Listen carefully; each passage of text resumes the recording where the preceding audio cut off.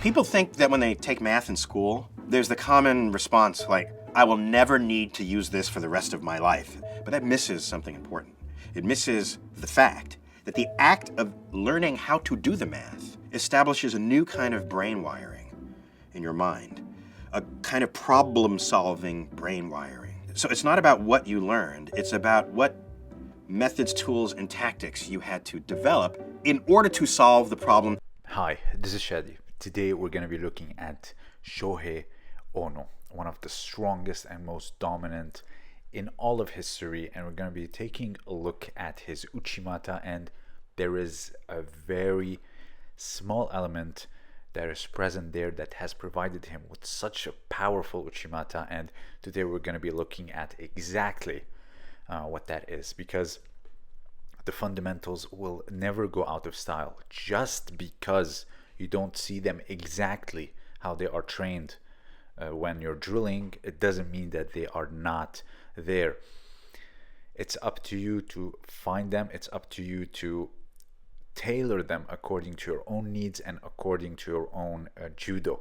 And Ono did exactly that. So the Japanese, they don't have a secret. Their secret is countless repetitions since very early childhood. And today we're going to see one element of the traditional Uchimata that truly made his attack very powerful and just absolutely dominant. But before that, please don't forget to check out my book, The Origins and History of Judo, a translation of a manuscript from 1903, available in both French and English and modern Japanese. So without further ado, let's take a look.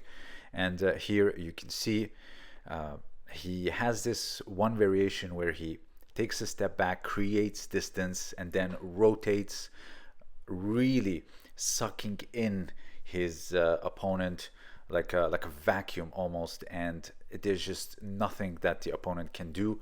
And it's very powerful that the rotation is just much stronger than all of other variations that you can see in Uchimata. Now let's take a look at the very fundamental form of it, and you can see it's a 1, 2, and 3. So what Ono has in his arsenal that made this particular variation very powerful is actually found in this one here, and it's actually the back step. The back step is something that is often dismissed, especially when you're stepping into randori. So we go into 2-step Uchimata, which we will see, and 1-step Uchimata. But the back step, this one here, where that rotation of the ankle for the supporting foot, a lot of people don't understand what it does. But if you think about it, it prepares the hips and the entire body to create that very powerful rotational force, which will drive your opponent upward. So this is why you can throw your friend in nagekomi with ease, but in randori you struggle a lot. And that is the back step here that follows, that forces the waist and the hips to follow with a very strong rotational force, because that coil of the ankle which forces everything else to follow. Now, judo's litmus test, as many of you know, is to throw someone much larger and much stronger, and we're gonna see the back step here in this particular example, how powerful it is compared to something like a 1-step or a 2-step Uchimata. Here, look at Inoue, look at the size difference, and then here 1, 2, 3, and he gets it. And just look at the size difference. Let's take a look at it again. And here he takes a step back, 1, 2, and that rotation of the ankle in order to set up the supporting foot created a big rotation in the upper body, which allows him to pull stronger and more swiftly, finishing the throw all the more easier. And the thigh, all it has to do is just to go up. Now let's compare it to a 2-step Uchimata. Maruyama is definitely the greatest of this. Now Maruyama's force does not come from that big rotation of the hips, because his hips don't rotate that much, only at the end where he's pointing his head. However, he does get a lot of his force from the false step, which gives that springing action, almost like jumping over a puddle. and that will create the inertia to spring upwards. It's a bit different, but it's different much than a back step. And we're gonna go back to Shohei Ono, but I'm just explaining just how powerful it is to do a back step, because it creates that rotation with the whole body that will, and with your hands, of course, pulling, your opponent stands no chance. Here, Ono also does a two-step, but you can see it's not as powerful as the other one. Now, let's go back to what we saw earlier. And here you can see, creates distance, and then notice how his ankle rotates in order to set up the supporting foot, very similar to what you do in a back step. So instead of stepping forward into him, he pulls back, and then look at the ankle, how it rotates, pulling in everything. So instead of stepping into him, he steps backward, but the back step is there regardless. So you can either step into them like a hanegoshi, or step backward and pull them into your leg, which would be more of an ashiwaza. Here is another example. So let's take a look again, slow motion. He pulls, creates distance. He doesn't step, he doesn't put his foot down. He leaves that inertia in the ankle so he can rotate it, and then the waist will follow. Now, just to show you how powerful this is, he doesn't even have a lapel grip here.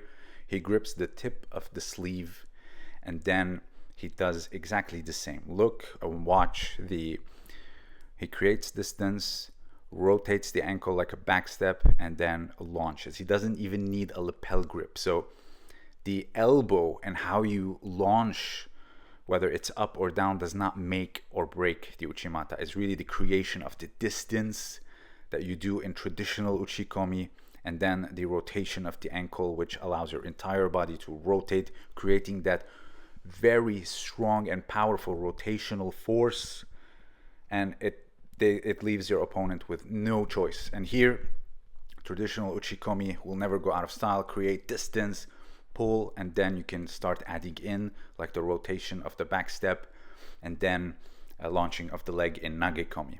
Now, a lot of people will say, well, that's just a spinning uchimata. They're not exactly the same. Spinning uchimata, it's a side step rather than a back step. Here you can see Inoue did not back step, but rather he stepped to the outside. Here you can see Maruyama doing a spinning uchimata. Notice the back stepping or the side stepping. Look at that force it generated. Look, he only had his ankle and calf wedged between the legs, and look how further he launched him, which shows you just how much stronger it is doing a fundamental form. And something like a two-step, you're gonna struggle a lot with this, because it doesn't generate enough force, and a lot of people can just, squish you down here, or you can get caught like in these examples. So it's very important to understand the fundamentals and understand why we do them. I understand the idea that they may seem that they're not related to randori or competition, because not many like to point them out or know how to point them out. So that's why people will fall into this trap of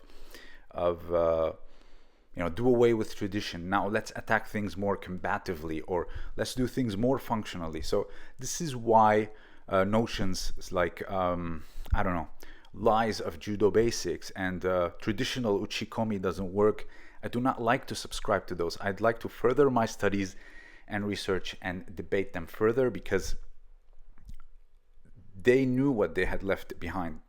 Do not forget, this was made by very strong, intelligent men, and the litmus test you saw when Inoue was throwing a much larger opponent, that backstep that a lot of people are dismissing nowadays, saying you will sacrifice a lot of speed and the surprise element, so just do two-step or one-step. But I would say creating that space like Ono, and then that rotational force with the backstep will outweigh any surprise element, in my opinion. Again, everyone has their needs, everyone has their size.